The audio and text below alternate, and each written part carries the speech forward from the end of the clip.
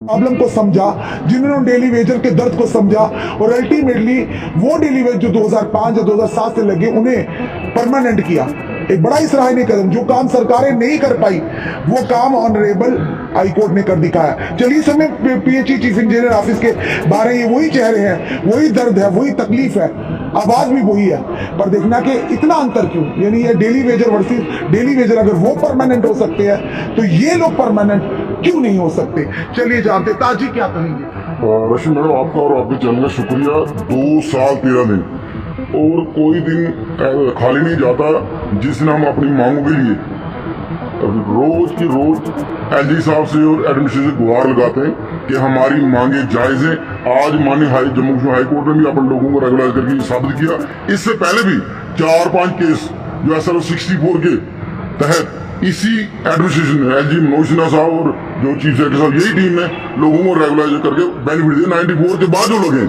तो हमारी डिमांड आज जो है वो ऑथेंटिकेट सही साबित होती है कि हम जो मांग कर रहे हैं वो बिल्कुल जेन्युइन है। हम लोग कोई बड़ी डिमांड थोड़ी कर रहे हैं।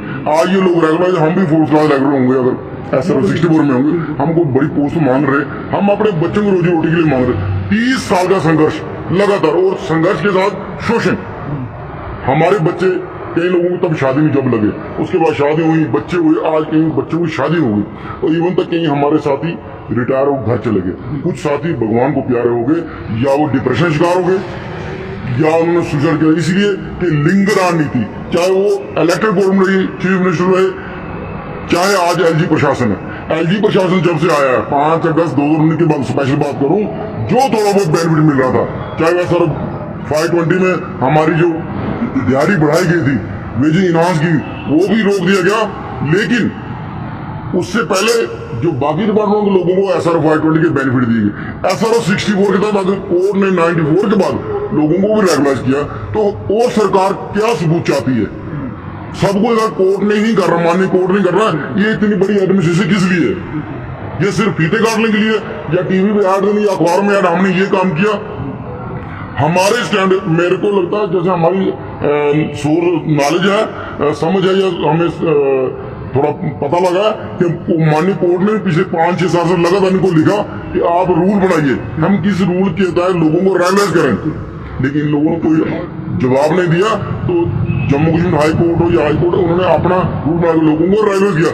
उनको, उनके दिल में दर्द था, हाई कोर्ट के ऑफिस जैसा बना, अपने लोगों के लिए दर्द था कि ये लोग दिन रात हमारी सेवा कर रहे हैं। लेकिन जो लोगों ने कोविड में 2-4 में लोग घर नहीं गए, पीएचई का डेली वेजर हो, बाकी डिपार्टमेंट डेली वेजर जैसे पीडीडी को जो एसेंशियल सर्विस है, कर्फ्यू लगता है, आपको पास की जरूरत नहीं पड़ती पीएचई के डेली वेजर को, वो सीधा वो अपना आई कार्ड दिखाता है। लेकिन जब हम अपने हक मांगते हैं तो हमको यही बैकडोर, दिस दैट, और कभी ये कहा जाता है हम बनेंगे चीफ मिनिस्टर तब हम करेंगे।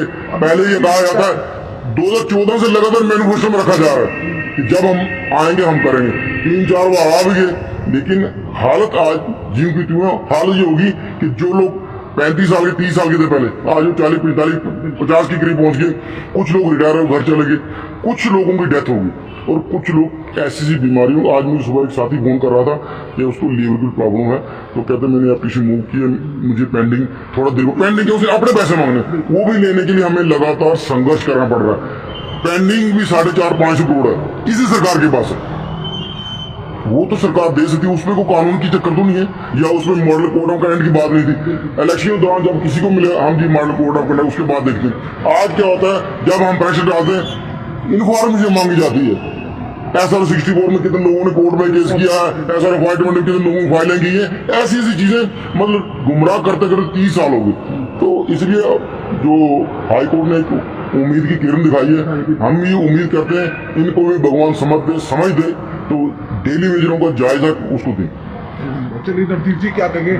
ऑनरेबल कोर्ट ने आज जो एक फैसला लिया, वो कहीं ना कहीं ऐतिहासिक ही फैसला है कि वो लोग आपसे जो भागने शायद लगी होंगी, आज उनको राहत मिली है, और ऑनरेबल कोर्ट ने वो कर दिखा जो सरकारें नहीं कर दिखाई। सरकारों ने सिर्फ आपको लॉलीपॉप दिया, आपसे काम लिया, पर आपको आपका हक नहीं दिया।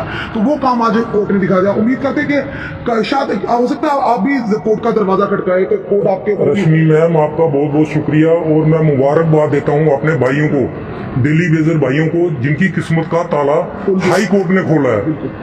तो हाई कोर्ट ने तो उन लोगों के साथ इंसाफ कर लिया, लेकिन यहाँ की जो सरकार है, हमारे माननीय लेफ्टिनेंट गवर्नर साहब, जो कि हमें जैसे ही वो आए थे तो उनके साथ जो फर्स्ट मीटिंग हुई थी उसमें हमें दिलासा दिया गया था कि आपकी जेन्युइन डिमांड है और वो पूरी की जाएगी। लेकिन आज तक संघर्ष में हमें 2 साल और 13 दिन हो गए हैं इसी PHE हेडक्वार्टर में हमें धरना प्रदर्शन करते हुए, लेकिन सरकारों ने हमारा कुछ नहीं किया। और जहाँ रही बात आने वाले सरकारों की, वो क्या करेंगे क्या नहीं करेंगे, हमें किसी के ऊपर यकीन नहीं है। आपने लोकसभा के चुनाव देख लिए, पूरे देश में आपने चुनाव देखे और क्या नतीजे आए हैं, और उन नतीजों का जो नतीजे आए हैं उसमें उन सरकारों को भी पता चल गया कि कुछ हमारे में खामियां हैं जिसकी वजह से आज हमारी जो सीटें कम हुई हैं। वही मैं दोहराना चाहता हूं कि विधानसभा के चुनाव यहाँ पे घोषित कर दिए गए हैं और ये बहुत ही जल्द सितंबर में शायद ये चुनाव हो जाएंगे और इनकी मीटिंगें भी शुरू हो गई हैं।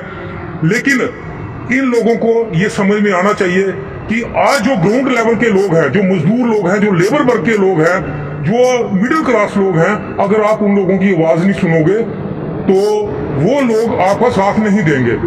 क्योंकि आपने देख लिया कि लोकसभा के चुनाव में जो यहाँ पे काफी गिरावट आई है, जो परसेंटेज ऑफ वोट है, चाहे वो सीटें निकली हैं, हम नहीं उसमें कुछ बोलना चाहते, लेकिन उसमें वोट ऑफ परसेंटेज जो कम हुई है, क्यों हुई है? अगर उन्होंने कोई तरक्की के काम किए हैं तो उनके वोट बढ़ने चाहिए थे। अगर उन्होंने कुछ गरीबों का काम किया है उनके वोट बढ़ने चाहिए थे। अगर उन्होंने डेली वेजरों के बारे में सोचा था तो उनका काम उनके वोट बढ़ने चाहिए थे। लेकिन अफसोस है कि आज भी हम सड़कों के ऊपर हैं और इन चुनाव जो अभी चुनाव दोबारा से आने वाले हैं, तो मैं आपके माध्यम से, आपके चैनल के माध्यम से ये मैं एक संदेश दोबारा देना चाहता हूं कि हमारा जो डेली वेजरों का रोष है, जो हमारे अंदर जो खून खोल रहा है, ये तब तक ठंडा नहीं होगा जब तक हम परमानेंट नहीं होंगे। वो चाहे वो LG सरकार करे, चाहे वो सेंट्रल गवर्नमेंट करे, क्योंकि जिन लोगों की सरकार है हम उन्हीं से गुहार लगाएंगे। और मैं दोबारा से अपने हाई कोर्ट के डेली वेजरों को मुबारकबाद दूंगा कि आपकी किसी रविंद्र राणा जी से कल हमने सवाल आपसे फिर आपके लिए पूछा था डेली वेजर, वो कहते हैं हम नहीं परमानेंट करना है इनको, और हमारे से होगा जो ही इलेक्शंस होते हैं, जम्मू कश्मीर में भाजपा का CM होगा तो पहली कैबिनेट में आप देखिए मैम, मैंने आपको पहले भी अभी ये बोला, मैंने मेरे अल्फाज मैं दोबारा से मैं रिपीट करता हूँ कि हमारे दिल के अंदर जो अभी जो जहर बना हुआ है ना, वो बाहर नहीं निकला है। क्योंकि मैंने आपको बता दिया कि जो परसेंटेज ऑफ वोट अगर किसी सरकार की कम हुई है तो उसका मेन कारण है जम्मू कश्मीर के डेली वेजर और मध्य वर्गीय लोग। देखिए, ऑनरेबल कोर्ट ने परमानेंट किया। जो सरकार है, सरकार तो पूरे देश को चला रही है, पावर सरकार की ज्यादा है या कोर्ट की ज्यादा, ये मैं आपसे जानना चाहूंगी। जो देश को चला रहे हैं, तो इतनी बड़ी कुर्सी पर बैठ के उनके लिए आसान है आपको परमानेंट करना, पर वो काम कोर्ट ने कर दिया। इसका मतलब क्या हुआ? कोर्ट ज्यादा पावरफुल हुई सरकार से। देखिए ये जो सरकार जो है, सरकार के और ये कोर्ट जो है, सुप्रीम कोर्ट और सरकार का जो है, ये चोली दामन का एक वो होता है, मतलब इनका साथ होता है। तो लेकिन मैं कह रहा हूं कि अगर हार्नेबल कोर्ट, अगर एक जज अगर इन लोगों की, जो गरीब लोगों की आवाज को उन्होंने देखा, गरीब लोगों की उनकी जिंदगी देखी कि क्या ये लोग जो हैं अगर इतनी देर से ये काम कर रहे हैं तो इनका हक बनता है परमानेंट होना। क्यों? उन्होंने कोई वोट नहीं लिया। उन्होंने वोट क्या लेना है, उन्होंने इंसाफ किया है।